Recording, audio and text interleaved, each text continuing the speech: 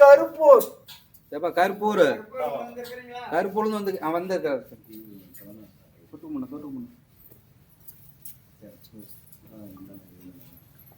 உன்னுடைய குடும்பத்தை பார்த்தோம்பா, உன்னுடைய மக்களை பார்த்தேன், உன்னுடைய தொழிலாளர் கருப்பசாமி உத்தரவிட்டு இன்னைக்கு மன நிம்மதி இல்லை.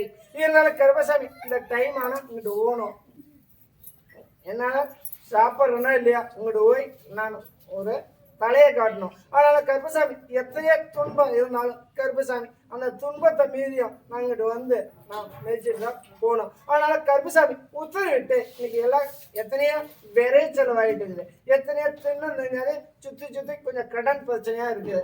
அது நல்லபடியா நிவர்த்தனை பண்ணி தரணும். அதே மாதிரி கருப்பசாமி இன்னைக்கு தொழில் அப்படின்னு பார்த்தாலும் கொஞ்சம் தாமதம் ஆகிட்டு தான் இருக்கும்.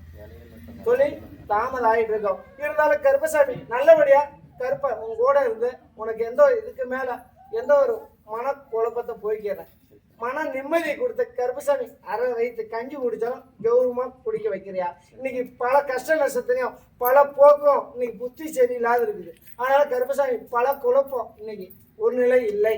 அதனால கருப்பசாமி ஒரு நிலை அமைச்சு வச்சிடறேன், தொழில் நல்லபடியா அமைச்சு கொடுக்குறேன். இருந்தாலும் கருப்பசாமி சிறு கொஞ்சம் கடனும் இருக்குது, அதை நான் படிபடியா முடிச்சு கொடுத்துறேன். அதே மாதிரி கருப்பசாமி இன்னைக்கு எல்லாம் கொஞ்சம் தொந்தரவு பண்ணிட்டு இருக்கிறாங்க. அதனால அந்த தொந்தரவு அப்படின்னு பார்த்தாலும் நீ தான் பார்த்துக்கணும், எனக்கு தெரியாது, நீ தான் பார்த்துக்கணும்.